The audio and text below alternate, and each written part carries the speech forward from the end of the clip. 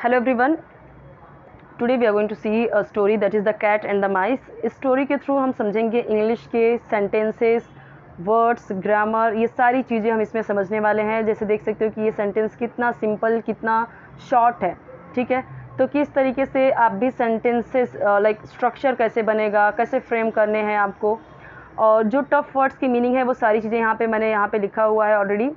अगर मैं वीडियो बनाते टाइम लिखती हूँ तो वो थोड़ा टाइम कंज्यूमिंग हो जाता है, तो इसीलिए मैंने यहाँ पे ऑलरेडी लिख दिया है। लेकिन जो चीज़ें एक्सप्लेन करनी होंगी डिटेल में, जैसे एक वर्ड की 2-3 मीनिंग अगर निकलते हैं, या फिर ग्रामर के जो पार्ट्स हैं, वो सारी चीज़ें मैं यहाँ पे एक्सप्लेन करती जाऊँगी, ताकि आपको धीरे धीरे करके ग्रामर की चीज़ें भी आती जाए और बोरिंग भी ना लगे। ग्रामर के ऑलरेडी प्लेलिस्ट बने हुए हैं, तो आप वहाँ पे देख सकते हो वीडियोज़, ग्रामर का जो भी आपको टॉपिक चाहिए। और कोई टॉपिक अगर चाहिए स्पेशली तो आप बताइए मुझे कमेंट में, अगर जो ना बना हो तो मैं उसे बना दूंगी। और 2 प्लेलिस्ट ऑलरेडी है इंग्लिश सीखने के लिए, इंग्लिश स्पीकिंग कोर्स का एक है, और एक है प्लेलिस्ट इंग्लिश स्टोरीज़ का। तो उसमें आपको स्टोरीज़ मिलेंगे, लेकिन वहाँ पे आपको ये सारी चीज़ें लिख के नहीं मिलेंगी, ठीक है। वहाँ पे मैंने सिर्फ इस तरीके से एक्सप्लेन किया है एक वर्ड। तो आपको यही वाले वीडियोस पहले देखने हैं जो लिखा हुआ है। ये देखने के बाद आपको जब लगे कि 1-2 हफ्ते में आपको समझ में आने लगी हैं चीज़ें, तो आप देखिए कितना समझ में आ रहा है, तब आप वो वीडियोस देखिए जहाँ पे ये सारी चीज़ें ना लिख के दी हुई हैं, नहीं लिख के दिया हुआ है मैंने, और सिर्फ वैसे ही एक्सप्लेन किया हुआ है, तो उसके बाद ही वो देखिए। पहले तो आप ये सारे वीडियोज़ ही देखिए, ठीक है। चलिए देखते हैं। वीडियो आपको मैक्सिमम रेजोल्यूशन पे देखना है। लो रेजोल्यूशन पे देखोगे तो वीडियो क्लियर नहीं दिखेगा। जैसे 720 पे आप देखोगे तो एकदम क्रिस्टल क्लियर दिखेगा, 480 पे भी क्लियर ही दिखेगा, और सबसे हाईएस्ट जो रेजोल्यूशन है 1080 पे आपको दिखेगा। चलिए स्टार्ट करते हैं। देखिए माउस होता है, माउस यानी एक चूहे की बात हम करते हैं, माउस। माइस का मतलब होता है उसका प्लूरल, जैसे माउस का माउसेस नहीं होता। हमको पता है ना कि हम किसी भी वर्ड के आगे एस लगाते हैं, किसी भी नाउन के आगे, तो वो प्लूरल बन जाता है। एस या एस लगाने पे उसके बहुवचन बन जाते हैं, ठीक है। जैसे कि अगर मैं बोलूँ कैट है तो कैट्स हो गया, अगर एक कैट की बात किया तो एक कैट हुए, अगर एस लगा दिया तो कई कैट्स हो गई। लेकिन माउस को हम ऐसे एस नहीं लगा सकते, माउसेस नहीं बोलते, हम माइस कर देते हैं, यानी चूहे।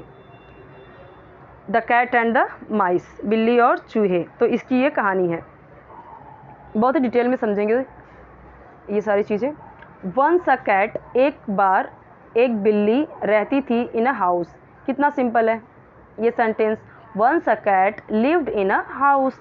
लिव्ड का मतलब होता है रहती थी, रहता था, रहते थे। लिव होता है रहना, और यहाँ पे डी लगा दिया, ईडी लगाते हैं हम किसी भी वर्ड के आगे, तो वो पास्ट में उसका सेंस बनता है, ठीक है। तो यहाँ पे आप समझिए, एक बार एक बिल्ली एक घर में रहती थी। Some mice also lived near that house in a hole. Some mice, कुछ चूहे भी रहते थे। जैसे मैंने आपको बताया ना कि लिव्ड का रहती थी यहाँ पे था, और लिव्ड का यहाँ पे रहते थे, क्योंकि डिपेंड करता है कि वो वर्ड का, वो सेंटेंस का सब्जेक्ट क्या है। सब्जेक्ट यहाँ पे क्या है, माइस, सम माइस, कुछ चूहे, तो चूहे रहते थे।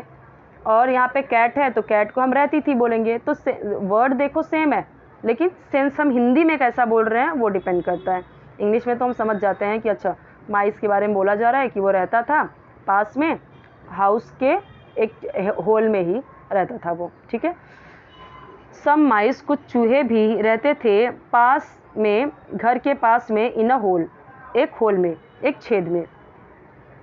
तो कुछ चूहे भी घर के पास में एक छेद में रहते थे। The cat had seen the hole and whenever it was hungry it hide itself in the bushes near the hole. तो अब होता क्या था, यहाँ पे वो क्या कर लेती थी, अपने आप को हिट कर लेती थी, यानी अपने आप को छुपा लेती थी। इट हिड इटसेल्फ, वो खुद को छुपा लेती थी। इन द बुशेस, बुशेस का मतलब होता है झाड़ियों में, इन द बुशेस, झाड़ियों में, नियर द होल, होल के पास। यानी कि अब यहाँ से समझते हैं, the cat had seen, cat ने देख लिया था। अब ये देखिए यहाँ पे ये हैड और सीन, ये दोनों ही क्या हैं, ये थर्ड फॉर्म है, see first form, saw second form, और सीन आपका हो गया थर्ड फॉर्म, राइट। तो अब हमें पता है कि जो मैंने हर वीडियो में बताया है कि आपका जो परफेक्ट टेंस होता है, चाहे प्रेजेंट परफेक्ट टेंस हो, पास्ट परफेक्ट टेंस हो, फ्यूचर परफेक्ट टेंस हो, उसमें आपको क्या लगता है, थर्ड फॉर्म लगता है, third form of the verb. और पास्ट टेंस में हर एक सब्जेक्ट के साथ में हैड ही आता है, एक ही है। प्रेजेंट परफेक्ट में तो हैज़ और हैव है, जो कि मैंने लास्ट वीडियो में भी बताया था। हैज़ आपका ही, शी, इट या सिंगुलर नंबर के साथ या एक वचन के साथ या किसी एक नाम के साथ में आएगा हैज़। हैव किसके साथ में आएगा? आई, वी, यू, दे या दो नाम के साथ में, जैसे राम एंड श्याम हैव, इस तरीके से यूज़ होता है। कोई भी नाम लेके दो नाम हम समझ सकते हैं, ठीक है। और जैसे Ram and Shyam have seen the tiger, ठीक है, उन्होंने क्या देख लिया? टाइगर। तो समझना क्या है कि द कैट हैड यानी लिया था, सीन यानी देख लिया था। सीन का मतलब होता है देखना, और हैड का मतलब यहाँ पे था के सेंस में आएगा। तो कैट ने वो होल को देख लिया था। The cat had seen the hole, पूरा सेंटेंस बन रहा है the cat had seen the hole. Cat ने वो होल को देख लिया था, या कैट ने उस होल को देख चुकी थी। कैट उस छेद को देख चुकी थी, उस होल को। तो हम देखते हैं कि जो परफेक्ट टेंस होता है उसमें लास्ट में चुका था, चुके थे, चुकी थी, या लिया था, दिया था, किया था, ये थे, आ थे, मतलब कि इस तरीके से लास्ट में हिंदी में ऐसे ख़त्म होता है। और अगर इंग्लिश में समझे तो आपको जब इस तरीके से हैड आएगा तो आप समझ लेना कि वो पास्ट टेंस में कोई चीज़ हो चुका है। इंग्लिश में ऐसे समझना है। द कैट हैड सीन, वो देख चुकी थी, द होल को। और जब कभी भी, एंड वेन एवर देखिए बहुत सही वर्ड है, हम इसे अक्सर यूज़ करते हैं। जैसे मुझे बोलना हुआ whenever you free come to me, मेरे पास आओ, तुम कभी भी फ्री हो जाओ तो मेरे पास आओ, ओके। या फिर whenever you free just tell me, मुझे बताओ, ठीक है, जब भी तुम फ्री हो जाओ मुझे बताओ, ठीक है। तो वेन एवर का मतलब क्या हो गया? जब कभी या जब भी, इस तरीके से। When ever it was hungry, जब कभी भी या जब भी उसे भूख लगती थी, या फिर हम हिंदी में ऐसे भी बोल सकते हैं जब कभी या जब भी वह भूखी होती थी। It hid itself in the bushes near the hole, ये अपने आप को, खुद को, इट हिड इटसेल्फ, वो खुद को छुपा लेती थी, इन द बुशेस, झाड़ियों में, नियर द होल, होल के पास में, वो अपने आप को होल के पास में, बुशेस जो झाड़ियाँ थी उसमें खुद को छिपा लेती थी। When any mouse came out, it caught and ate it up. जब कोई भी माउस, अब देखो मैंने आपको समझाया था ना, माउस यानी होता है एक चूहा। अब यहाँ पे कैसे हो रहा है? एनी माउस, कोई माउस, यानी कोई माउस नहीं, यहाँ पे एक माउस की बात कर रहे हैं। मैंने आपको बताया था माउस सिंगुलर रहता है, एक रहेगा तो हम माउस बोलेंगे, कई सारे रहेंगे तो माइस बोलेंगे, उसका प्लूरल है माइस। कभी भी आपको माउस से माउसेस नहीं बोलना है, ठीक है, माइस बोलना है अगर प्लूरल में बोलना है। जैसे मुझे बोलना there are a lot of mice in my house, मेरे घर में बहुत सारे चूहे हैं। वेन एनी माउस, जब कोई भी माउस का केम आउट, बाहर आता था। केम क्या है यहाँ पे? केम आपका पास्ट टेंस में यूज़ हो रहा है। केम कम होता है, कम यूज़ होता है आना। केम यानी आई, आया, आए। और फिर कम जो यूज़ होता है वो होता है यूज़ आपका हैज़, हैव, हैड या फिर विल हैव के साथ में, शैल हैव के साथ में, वो परफेक्ट में यूज़ होता है। लेकिन वहाँ पे क्या होता है, फिर आपको शैल हैव होगा या फिर हैज़ कम, हैव कम, इस तरीके से यूज़ होगा, तो वो समझ लेना कि वो परफेक्ट टेंस है। अगर कम के पहले हैज़ हैव यूज़ हुआ है या हैड यूज़ हुआ है तो समझ लीजिए कि वो परफेक्ट टेंस है, चुका चुकी में यूज़ होगा वो, या हो चुका है कोई काम। तो जब भी कोई माउस बाहर आता था यह पकड़ लेती थी और उसे खा जाती थी। कितना सिंपल सेंटेंस है। When any mouse came out, जब कोई भी माउस बाहर आता था, it caught and ate it up, वह उसे पकड़ लेती थी और खा जाती थी, या उसे पकड़ कर खा जाती थी। अब यहाँ पे समझिए, caught भी आपका पास्ट इंडिफिनिट टेंस है और ate भी आपका पास्ट इंडिफिनिट टेंस है। तभी तो हम बोल रहे हैं कि it caught, ये पकड़ लेती थी यानी देखो कैच होता है, CATCH, कैच यानी पकड़ना, उसका सेकंड फॉर्म, ये फर्स्ट फॉर्म हुआ पकड़ना, कैच यानी पकड़ना। जैसे मतलब कैच द बॉल, बॉल पकड़ो, तो ये हम क्या बोल रहे हैं? प्रेजेंट में बोल रहे हैं। जैसे मैंने बोला ही कॉट द बॉल, उसने बॉल पकड़ा, ठीक है, उसने बॉल कैच कर लिया, उसने बॉल पकड़ लिया, सो ही कॉट द बॉल। और अगर मुझे बोलना हुआ कि वो बॉल पकड़ चुका है या कैच कर चुका है तो हम कैसे बोलेंगे? He has caught the ball, वो बॉल पकड़ चुका है। हमने क्या लगाया, हैज़ के बाद कॉट लगाया, तो समझ में आया कि अच्छा ये तो परफेक्ट टेंस में, तो थोड़ा सा डिफरेंस होता है, थोड़ा सा नहीं काफ़ी डिफरेंस होता है उसके समझने में भी। और जहाँ पे भी देखेंगे हैज़ हैव नहीं है, सिर्फ हेल्पिंग, सिर्फ आपको ऐसे सेकंड फॉर्म में दिखेगा तो समझ जाना कि पास्ट टेंस है में है, और इस तरीके से यूज़ होगा कि वह खा जाती थी, खा लिया, पकड़ लिया, इस तरीके से। कॉट पकड़ लेती थी और खा जाती थी, एंड एट इट अप खा लेती थी, तो ये भी क्या है, पास्ट में है, क्योंकि हमें पता है ईट आपका फर्स्ट फॉर्म, एट आपका सेकंड फॉर्म, और ईटन अब यहाँ पे थोड़ा सा डिफरेंट हो गया। ये ईटन कब यूज़ होगा, वही परफेक्ट टेंस में, तीनों ही परफेक्ट में, पास्ट प्रेजेंट फ्यूचर के परफेक्ट में ये यूज़ होगा, और वही has have had will have shall have के बाद ये वर्ब यूज़ होगा, थर्ड फॉर्म। ये आपको याद करना होता है वैसे, ठीक है, ये सारी चीज़ें याद की जाती हैं, तो याद कर लीजिए। अगर आपको चाहिए कि ये मैं आपको बता दूँ, इसका वीडियो बना दूँ, तो मैं वीडियो बना दूँगी, आप कमेंट में बता दीजिए। अगर आपके पास बुक्स हैं वहाँ से आपको मिल जाएगा, या आपको ये चीज़ें पता है, तो जिन लोगों को पता है सो वेरी गुड, जिन लोगों को नहीं पता है उनके लिए मैं एक्सप्लेन कर दे रही हूँ, और जिनको चाहिए कि ये वीडियो भी बन जाए तो आप कमेंट में बताइए, मैं बना दूँगी। सून जल्द ही, द नंबर ऑफ माइस चूहों की संख्या, देखो कितना इजी सेंटेंस है। Soon the number of mice began to decrease, घटने लगा, कम होने लगा। इंक्रीज का मतलब होता है बढ़ना, अपोजिट उसका डिक्रीज यानी घटना, ठीक है। जल्द ही चूहों की संख्या घटने लगी, तो जल्द ही चूहों की संख्या घटने लगी। बिगैन का मतलब होता है लगी या लगा, लगा, लगे, लगी के सेंस में यूज़ होता है। अब ये भी क्या है, ये भी आपका सेकेंड फॉर्म है। इसका फर्स्ट फॉर्म क्या है, बिगिन, बिगिन यानी शुरू होना, इस तरीके से, ठीक है। बिगिन शुरू हुआ, सॉरी शुरू होना, स्टार्ट होना, और बिगैन का मतलब कि शुरू हुआ, होने लगा, होने लगी, इस तरीके से। उसके बाद थर्ड फॉर्म आता है बिगन, बिगन ये किस में आ जाएगा, थर्ड फॉर्म। हमेशा बोलती हूँ थर्ड फॉर्म हमेशा हमेशा यूज़ होगा परफेक्ट टेंस में, तीनों पास्ट प्रेजेंट फ्यूचर में। और एक चीज़ जगह होता है पैसिव वॉइस में, पैसिव वॉइस में आप देखोगे हमेशा थर्ड फॉर्म ही यूज़ होता है, उसमें तो फर्स्ट फॉर्म होता ही नहीं है, हमेशा पैसिव में आपको थर्ड फॉर्म ही लगाना पड़ता है। एक्टिव पैसिव आपने सीखा होगा तो यहाँ पे उनकी संख्या घटने लगी। दे डिसाइडेड, उन्होंने फैसला किया। दे डिसाइडेड का, अब डिसाइडेड का मतलब देखो मतलब उन्होंने डिसाइड कर लिया है जाने की, उन्होंने डिसाइड कर लिया है, अब वही मतलब है डिसाइडेड, फैसला कर लिया या निश्चय कर लिया। टू टाई, बांधने का, टू टाई अ बेल, बांधने का एक टू टाई अ बेल, घंटी बांधने का, अराउंड द नेक, नेक के चारों ओर, मतलब नेक में, अब नेक जो है आपका नेक का चारों ओर तो यही होगा ना, यानी अराउंड द नेक, नेक में, गले में बेल बांधने का उन्होंने फैसला किया।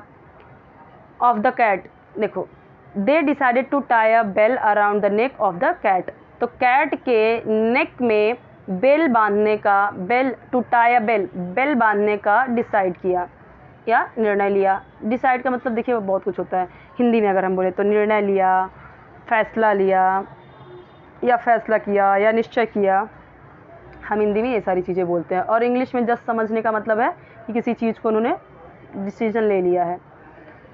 ओके, डिसाइडेड ये भी पास्ट टेंस ही है, डिसाइड होता है प्रेजेंट, ऐसे नॉर्मल फर्स्ट फॉर्म होता है डिसाइड, और डी लगा दिया तो डिसाइडेड यानी फैसला लिया, निर्णय लिया, निश्चय किया। तो उन्होंने उसके गले में घंटी बांधने की कोशिश की। सो दैट देखिए हम बहुत बार बोलते हैं कि मैं सुबह जल्दी उठ जाती हूँ सो दैट कि मेरा काम फटाफट हो सके। नॉर्मली भी हम अपने सेंटेंसेस में ये सो दैट यूज़ कर देते हैं, ठीक है। सो दैट क्या है, ताकि, मैं जल्दी उठती हूँ ताकि मेरा काम फटाफट हो सके, मैं जल्दी उठती हूँ सो दैट मेरा काम फटाफट हो सके, वही सो दैट मैंने ताकि की जगह पे यूज़ कर दिया। तो वही तो मैं आपको बोलती हूँ कि धीरे धीरे क्या करने हैं, आपको भी एक एक इंग्लिश के वर्ड यूज़ करते जाने हैं अपने सेंटेंसेज में, अपने लैंग्वेज में।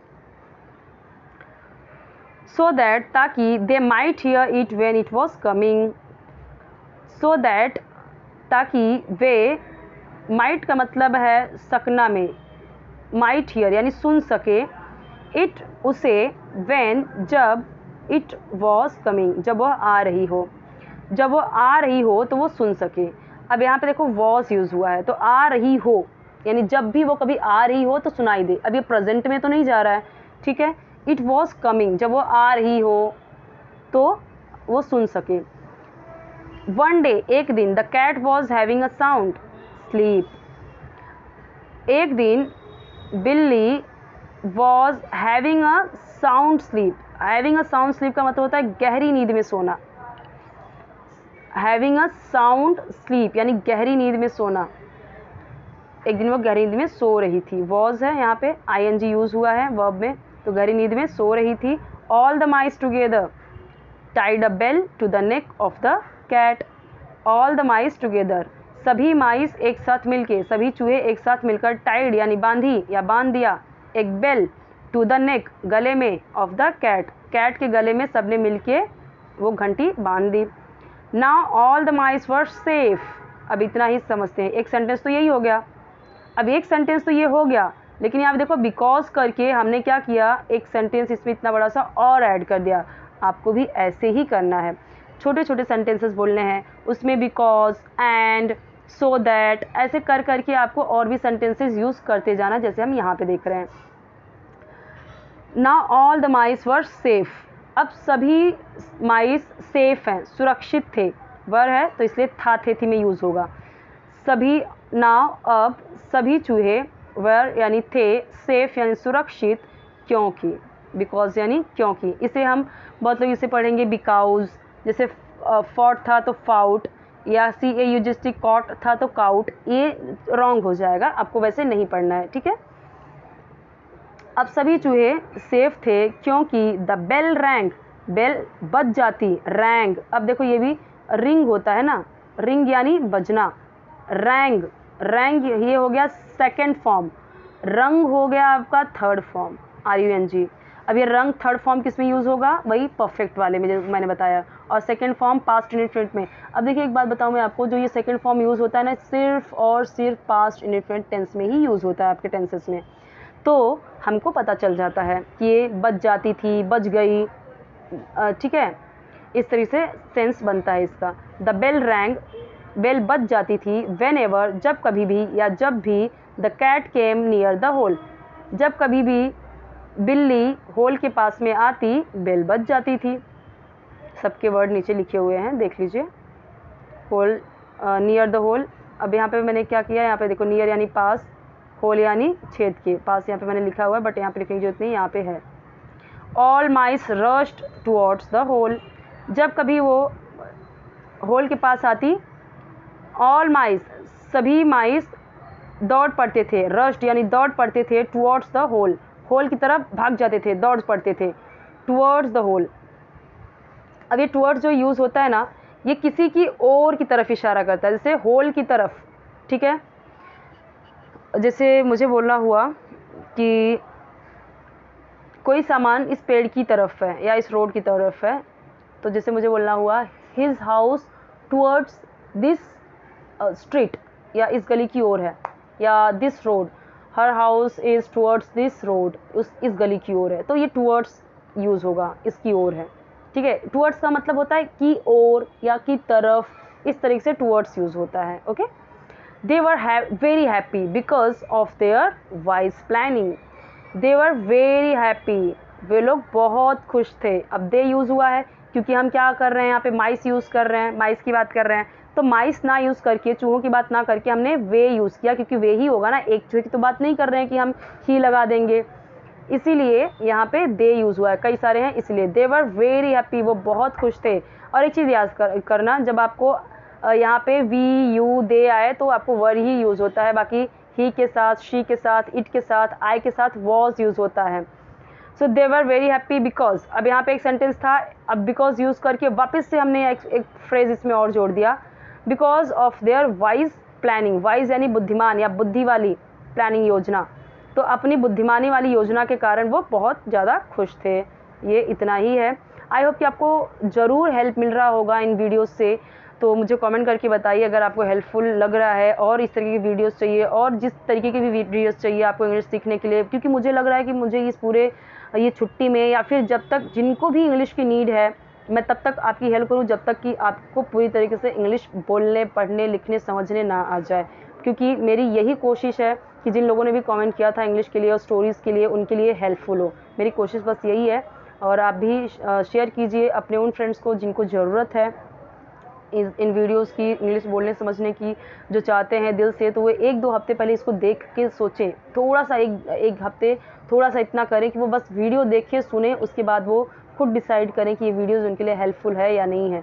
उसके बाद आपको डायलॉग्स वाले, कॉन्वर्सेशन वाले भी वीडियोज़ देखने हैं, ताकि धीरे धीरे करके आप सेंटेंसेस को, कोई सेंटेंसेस तो आप लर्न कर डालो एकदम से, ठीक है, क्योंकि हम बार बार वो यूज़ करते हैं। जैसे ये बिकॉज है, बिकॉज यानी क्योंकि, सो दैट यानी ताकि। अब ये सारी चीज़ें तो हम अक्सर यूज़ करते हैं ना अपने वर्ड में, क्योंकि मुझे जाना था, because I have to go, I had to go, ठीक है। तो ये कुछ चीज़ें हैं जो हमको याद कर लेनी, जो मैं एक्सप्लेन करती हूँ। बहुत ध्यान से आपको सुनते रहना, एक एक वर्ड एकदम फोकस्ड होके सुनना है, ओके। और बाकी की चीज़ें जो भी आपको चाहिए कमेंट बताइए। 2 प्लेलिस्ट ऑलरेडी हैं, इंग्लिश स्पीकिंग कोर्स का, इंग्लिश स्टोरीज़ का, दोनों में ही बहुत हेल्पफुल वीडियोज़ हैं, जरूर देखिए। और आपके हर स्टैंडर्ड की वीडियोज़ ऑलरेडी अपलोडेड हैं, फर्स्ट स्टैंडर्ड से लेकर 12th स्टैंडर्ड तक। कोई वीडियो चाहिए कमेंट में बताइए।